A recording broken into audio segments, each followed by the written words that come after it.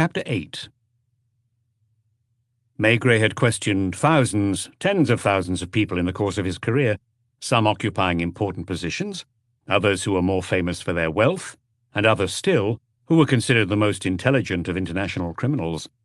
Yet he attached an importance to this interrogation he had attached to no previous interrogation, and it wasn't Gouin's social position that overawed him, or his worldwide fame. He was well aware that Lucas, since the beginning of the case, had been wondering why he didn't just go and ask the professor a few specific questions. Even now, good old Lucas was disconcerted by his chief's mood. The truth was something Maigret couldn't admit to him, or to anybody, not even to his wife. Frankly, he didn't dare formulate it clearly to himself in his own mind. What he knew of Gouin, what he had learned about him, impressed him, it was true, but for a reason that nobody would have been likely to guess. Like the professor, Maigret had been born in a village in the centre of France, and like him, he had had to fend for himself at an early age. Maigret had even started studying medicine. If he had been able to continue, he probably wouldn't have become a surgeon, lacking the necessary manual dexterity, but he nevertheless had the impression that there were a number of things that he and Lulu's lover had in common. It was pride on his part, and that was why he preferred not to think about it. They both, it seemed to him, had an almost equal knowledge of men and life. Not the same knowledge, and above all, not the same reactions. They were rather like opposites, but equal opposites. What he knew about Gouin he had learned from the words and attitudes of 5 different women. Otherwise, all he had seen of him was his shadowy figure on the pavement of Avenue Carnot, and a photograph above a fireplace. And the most revealing incident was no doubt the brief account that Janvier had given him on the telephone of the professor's appearance in Louise Fillon's apartment. He was going to find out if he'd been wrong. He had prepared himself as much as possible, and the reason he was taking Lucas was not because he needed his help, but to give a more official character to the interview. Perhaps when it came down to it, to remind himself that he was going to Avenue Carnot in his capacity as a detective chief inspector of the police judiciaire, and not as a man interested in another man. He had drunk wine with his meal. Then, when the waiter had come and asked him if he would like any spirits, he had ordered an old Mark from Burgundy, so that by the time he got into the car, he felt warm inside. Avenue Carnot was quiet and deserted, with soft lights behind the windows of the apartments. As he passed the lodge, he had the feeling the concierge watched him walk by with an air of reproach. The 2 men took the lift. Around them the building was silent, withdrawn into itself and its secrets. It was 8:40 when Maigret pulled the polished brass handle which activated an electric bell. Footsteps were heard inside, and a fairly young and rather pretty chambermaid, wearing a smart apron over her black uniform, opened the door and said, "If you'd like to take your coats off." He had wondered if Gouin would receive them in the drawing room, in the family part of the apartment, so to speak. He didn't have the answer immediately. The maid hung the clothes in a wardrobe, left the visitors in the hall, and disappeared. She did not return, but before long Gouin appeared and came towards them. He seemed taller and thinner here. Barely looking at them, he murmured, "If you'd like to come this way." He walked in front of them, down a corridor that led to the library. The walls were almost entirely covered in bound books. The lighting was soft, and logs burned in a fireplace much larger than the one in Lucille Decaux's apartment. "Please, sit down." He pointed to some armchairs and chose one for himself. None of this mattered. Neither had yet looked at each other. Lucas, who felt superfluous, was all the more ill at ease because the armchair was too deep for his short legs, and he was sitting closest to the fire. "I was expecting you to come alone." Maigret introduced his colleague. "I brought Sergeant Lucas, who'll take notes." It was at that moment that their eyes met for the first time, and Maigret saw something like a reproach in the professor's gaze. Was there also, although he couldn't be sure, a degree of disappointment? It was hard to say, because on the surface Gouin was fairly ordinary. There are theatre actors, especially singing basses, who have tall, bony bodies like that, faces with strongly drawn features, bags under their eyes. The pupils were small and clear, without any particular gleam, and yet there was an uncommon weight in his gaze. Maigret would have sworn, as this gaze came to rest on him, that Gouin was as curious about him as he was about the professor. Did he, too, find Maigret more commonplace than the image of him he had built up? Lucas had taken a notebook and a pencil from his pocket to disguise his unease. It was impossible to know yet what tone the interview would assume, and Maigret was careful to be silent and wait. Don't you think, Monsieur Maigret, that it would have been more logical to address me directly rather than go and bother that poor girl? He was speaking naturally, in a monotonous voice, as if he was saying banal things. Do you mean Mademoiselle Decaux? She didn't seem to me the least bit embarrassed. I assume she phoned you as soon as I left her to bring you up to date. She repeated to me your questions and her answers.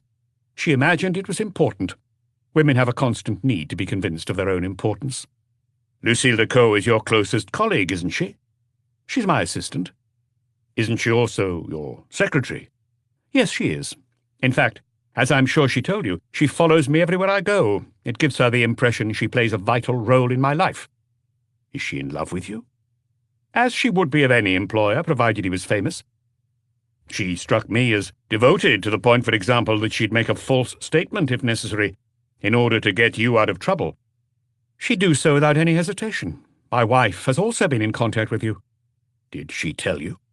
Just like Lucille, she reported your conversation in the minutest detail. He was speaking about his wife, in the same detached tone he had assumed to talk about his assistant.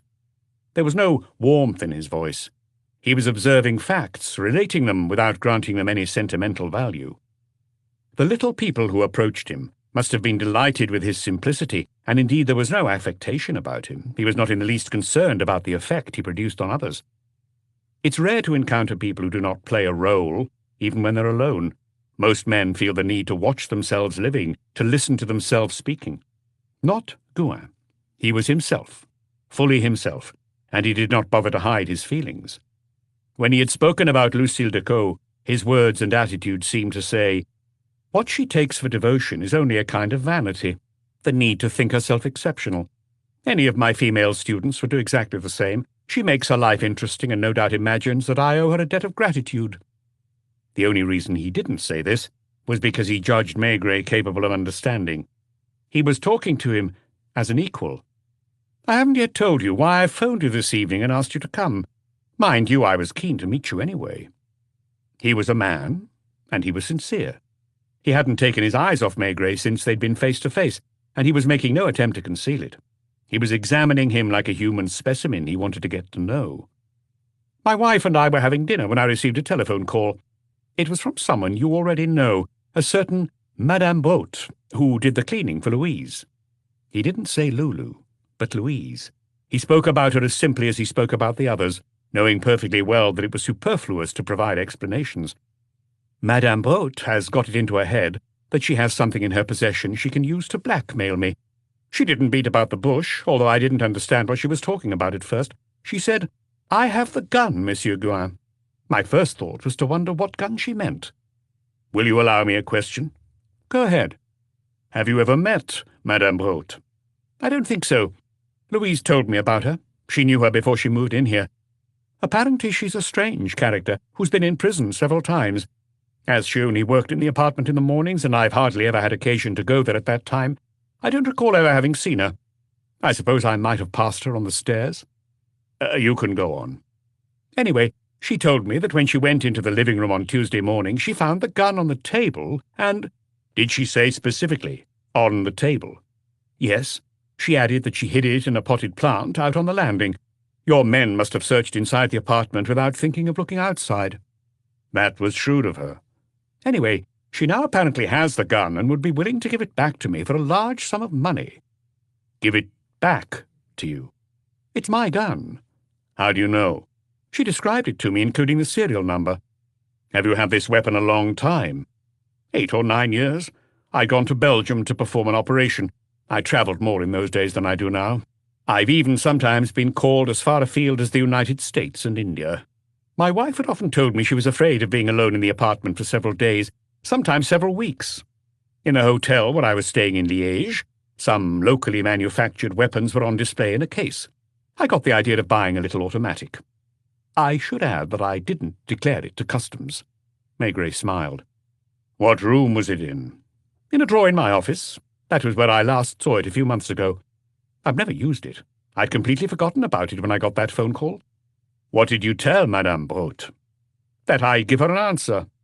When? Probably this evening. That was when I called you. Would you go over there, Lucas? Do you have the address? Yes, Chief. Luca looked delighted to escape the heavy atmosphere of the room, because although the two men were talking quietly and in an apparently matter-of-fact way, there was an underlying tension in the air. Will you be able to find your coat? Would you like me to ring for the maid? I'll find it. Once the door was closed, they fell silent for a moment. It was Maigret who broke the silence. Does your wife know? About Madame Rose's attempt at blackmail? Yes. She heard what I was answering on the phone because I took the call in the dining room. I filled her in on the rest. What was her reaction? She advised me to give in. Did you wonder why?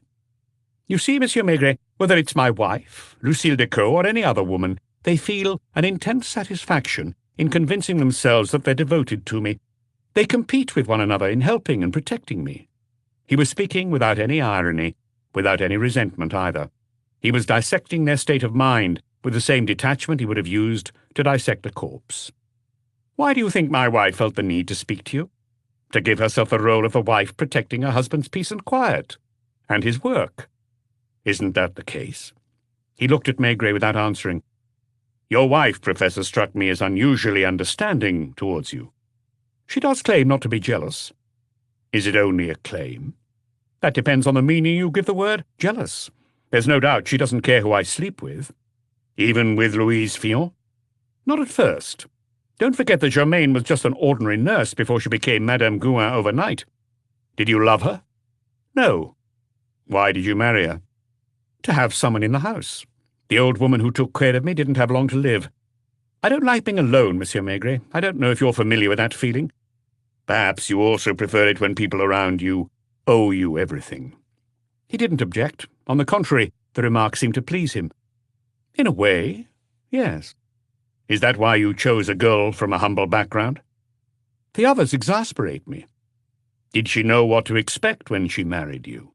She knew exactly what to expect. When did she start to be unpleasant? She's never been unpleasant. You've seen her. She's perfect. Takes marvellous care of the apartment. Never insists that I go out in the evening, or that we invite friends for dinner. If I understand correctly, she spends her days waiting for you. Pretty much. She's content with being Madame Gouin, and knowing that one day she'll be the widow Gouin. Do you think she's self-interested? Let's just say she won't be upset to get her hands on the fortune I'll leave her. For the moment, I'd bet you anything she's listening at the door. She was upset when I called you. She would have preferred me to receive you in the drawing-room, in her presence. He had not lowered his voice when he said that Germaine was listening behind the door, and Maigret could have sworn he heard a slight noise in the next room. According to her, she was the one who suggested you bring Louise Fillon here. That's true, I hadn't thought of it. I didn't even know an apartment was free. Didn't that arrangement strike you as strange? Why? The question surprised him.